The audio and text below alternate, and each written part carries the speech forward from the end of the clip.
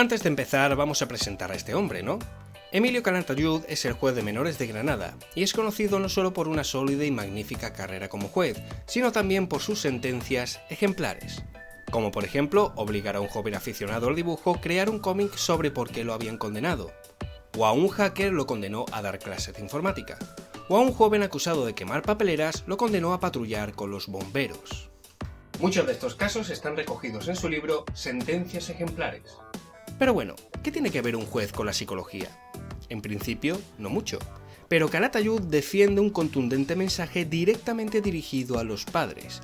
Él nos da una lección a través de sus conferencias sobre educación, y más concretamente sobre las consecuencias de la falta de educación. Empecemos con algunos datos facilitados por él mismo. Afortunadamente, los niveles de delincuencia de menores en España está bajando. Según Calatayud, se debe a 3 razones. El primero, los jóvenes vuelven a estudiar. En tiempos de bonanza económica, muchos chicos abandonan los estudios para ponerse a trabajar en el ladrillo. Chavales de 15, 16 años que empiezan a cobrar más de 1.000 euros y pico al mes son bombas de relojería. Afortunadamente, cuando estalló la crisis, a estos chavales fueron los primeros que echaron, y muchos de ellos han aprendido que la mejor forma de labrarse un futuro es formándose y estudiando. Segundo factor. Las consecuencias del elevado paro que asola el horizonte laboral español ha hecho que muchos padres pasen más tiempo en casa, lo cual se traduce en más tiempo con los chicos, más control, mejores normas. Los padres están aprendiendo a decir no. Y tercer factor, ya no hay víctimas. Si nadie tiene nada, ¿cómo vas a delinquir? ¿A quién vas a robar, por ejemplo, si nadie tiene nada de valor? Suena un poco a chiste, pero tenéis que escuchar lo demás como lo cuenta el juez. Yo resumiría que el principal factor del descenso de la delincuencia juvenil es la propia crisis, desgraciadamente. Pero aquí no queda la cosa. Unos delitos bajan, pero otros suben. Según Calatayud, los nuevos delitos que más se cometen son 2. Maltratos de hijos a padres, que además señala que es un delito de clase media o media alta. Para entender esto, él no ha visto a ningún padre pobre siendo agredido por su hijo. Además, para el resto de delitos, la incidencia es de un 25% de niñas y un 75% de niños. Para estos delitos en concreto, la incidencia está en un 40 o 45% en niñas y un 55 o 60% en niños. Son números más igualados, y esto sucede tanto en familias biológicas como en adoptadas. En propias palabras del juez. Yo he visto bocas partidas, piernas rotas de las agresiones que sufren los padres de sus hijos. Y el segundo delito es la ciberdelincuencia. Calatayud indica que se le deberían de prohibir a los niños los móviles, las tablets y demás aparatos electrónicos en los colegios, amén de que tengan más restricciones de estos aparatos en casa. La primera razón es la adicción. Adicción a las apuestas, a los juegos, a la interacción e intercambio de contenido. Los dispositivos móviles se convierten en una droga, y algunos términos ya tienen su propio nombre, como por ejemplo nomofobia, que es la dependencia del teléfono móvil. Yo tengo chavales, el otro día me llegó un chaval acusado de malos tratos a sus padres, y es que el tío llevaba 3 meses sin dormir. 3 meses sin dormir, enganchado a los juegos de la Play en línea. Y ya hace 3 días, me llegó diciendo que era Dios y que tenía ganas de matar a alguien para salir en la tele, con 15 años. Parece estúpido que alguien se vuelva adicto a estos aparatos hasta el punto de no poder controlarse, pero cada vez se internan más jóvenes con el fin de desintoxicarlos. Pero aquí no queda la cosa. Con la proliferación de estos aparatos proliferan también el ciberacoso, chantajes, amenazas, difusión de contenido sexual, abusos, delitos contra el honor y la intimidad. Delitos que seguro más de uno de la audiencia ha cometido sin darse cuenta, ¿verdad? ¿Qué nos quiere decir el juez Calatayud con esto? Pues que la educación en casa marcará gran parte de nuestro rumbo como personas en el futuro, y es algo que deben de tener en cuenta todos los padres. De hecho, él ha recopilado un decálogo que si lo sigues puedes convertir a cualquier hijo en un futuro delincuente. Él mismo lo cuenta así. A ver con cuántos puntos os sentís identificados. Comience desde la infancia dando a su hijo todo lo que le pida. Así crecerá convencido de que el mundo entero le pertenece. No le dé ninguna educación espiritual. Espere que alcance la mayoría de edad para que pueda decidir libremente. Cuando diga palabrotas, ríaselas. Esto le animará a hacer más cosas graciosas. No le regañe nunca ni le diga está mal algo de lo que hace. Podría crearle complejos de culpabilidad. Recoja todo lo que él deja tirado, libros, zapatos, ropa, juguetes, sácaselo todo. Así se acostumbrará a cargar la responsabilidad sobre los demás. Déjele leer todo lo que caiga en sus manos, cuide de que sus platos, cubiertos y vasos estén esterilizados, pero que su mente se llene de basura. Dispute y riña a menudo con su cónyuge en presencia del niño, así no se sorprenderá ni le dolerá demasiado el día en que la familia quede destrozada para siempre. Dele todo el dinero que quiera gastar, no vaya a sospechar que para disponer de dinero es necesario trabajar. Satisfaga todos sus deseos, apetitos, comodidades y placeres. El sacrificio y la austeridad podría producirle frustraciones.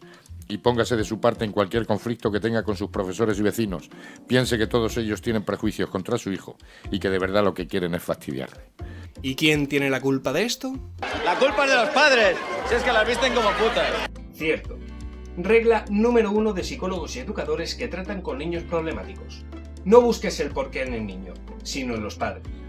Hay una diferencia entre las necesidades educativas especiales, que eso sí tiene que ver con cada menor en concreto, y cuando el niño es más bruto que un arao porque le faltan valores y modales básicos que se aprenden en casa. Podemos decir que en ambos casos existe una deficiencia educacional, pero en una es más por la forma de ser del niño y la otra es más por la forma de proceder de los padres. Por suerte, ambas se pueden corregir. Esto lo dice un psicólogo o un educador y los padres se echan encima porque ¿qué va a saber estos expertos con sus libritos y sus teorías de cómo educar a un niño? Ser padres es muy difícil y ellos nunca lo van a saber. Exacto, estamos de acuerdo en que ser padre nunca es fácil. Quien tiene un hijo siempre va a tener problemas, independientemente de sus circunstancias. Pero es muy diferente cuando este mismo mensaje te lo dice un juez, porque los expertos anteriores se adelantan a las consecuencias para evitar que pasen, pero un juez es testigo de las consecuencias que ya han pasado. Y todos sabemos qué hacer cuando nuestro hijo o nuestra hija se convierta en una víctima, pero ¿y si vuestro hijo es el delincuente, o el acosador, o el verdugo? Calatayud reclama a los padres que vuelvan a ser figuras de autoridad, y lo hace apelando a su campo, que son las leyes. Por supuesto, los hijos tienen derechos, como por ejemplo recogidos en el artículo 154 del Código Civil. Podéis consultarlo en la descripción del vídeo. Pero también tienen deberes, tal y como se recoge en el artículo 155 del mismo código, que en resumen son los siguientes. Respeta a tu padre y a tu madre porque son tu padre y tu madre. No son ni tus colegas, ni tus criados, ni los que buscan fastidiarte el día. No eres el rey de la casa. Eres parte fundamental de la familia, pero no eres el rey. Es la hora de merendar. Los niños tienen que comer. Yo también quiero merendar, soy el padre. Su yerno, vamos. ¿Tú qué vas a ser el padre? Tú eres el mayordomo. Y contribuye a las labores de la casa como mejor puedas. Si es estudiando, estudia. Si es trabajando, trabaja. Si es con las labores del hogar, ayuda. Puedes quedarte en casa todo lo que quieras, pero aporta. Pero seamos sinceros, hablar de autoridad en estos tiempos nos da miedo. Muchos de los padres de ahora vivieron un tipo de autoridad poco deseable que no desean para nadie. Venimos de un tiempo en que los niños no tenían derechos y ahora los tienen todos. Y los niños no son tontos, ellos hacen uso de sus derechos pero no de sus obligaciones, en muchos casos porque ni siquiera las conocen. Y por otro lado confundimos autoridad con autoritarismo. Puedes ser una figura de autoridad, que significa que eres el que tiene el mando, pero no tienes por qué ser autoritario, que significa que impones tu mando sobre los demás. Hemos pasado de los padres autoritarios a los padres coleguillas. Y ahí está la ironía. Por temer a la autoridad, vuestros hijos se vuelven autoritarios y os quitan el control, y no concretamente el del televisor. Tú como padre o como madre no eres igual a tu hijo. Es más, eres más igual por el mero hecho de que eres el progenitor. Tu hijo o tu hija está a tu cuidado y a tu cargo. Por lo tanto, él o ella deben de obedecerte a ti, no al contrario. Recuerda, tú eres su padre o su madre, no ni su coleguita ni su criado. Esto mismo lo podemos aplicar al campo de la educación.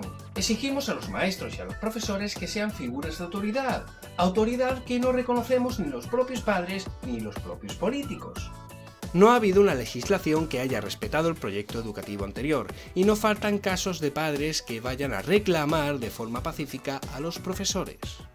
Además, muchos padres delegan esa obligación educativa en los maestros, haciéndoles responsables también de la educación en valores, cuando el mejor valor siempre se aprende con el ejemplo en casa. Y es que en el ámbito educativo ha pasado lo mismo que en casa.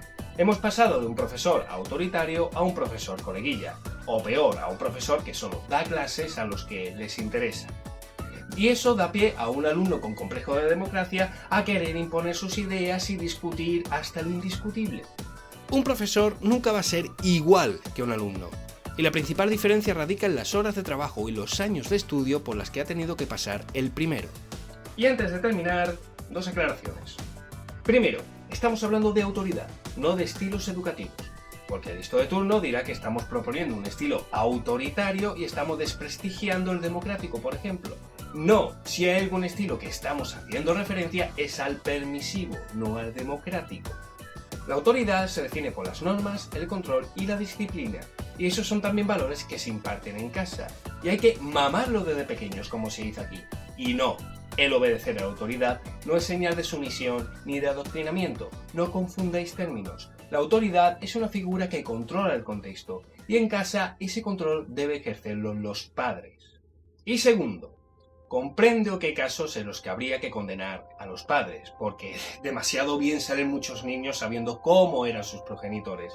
Pero no estamos hablando de ambientes familiares en riesgo, sino de familias normales cuya creencia principal es esta: quiero que mi hijo tenga lo que yo nunca pude tener. Pero esto no se excusa ni para mimarlo, sobreprotegerlo o hacerle creer que el mundo entero le pertenece.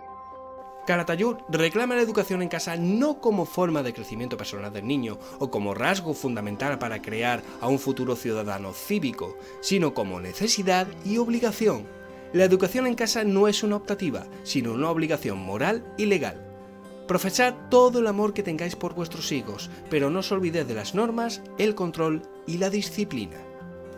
Si te ha gustado el vídeo, no olvides compartirlo con todos tus amigos. Sígueme en mis redes sociales y suscríbete para ver más trabajos como este.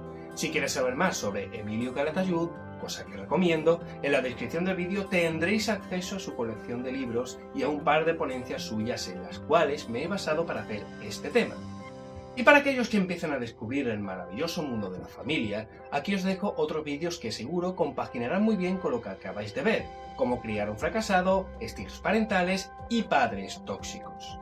Gracias por vuestra atención y nos veremos en el siguiente tema.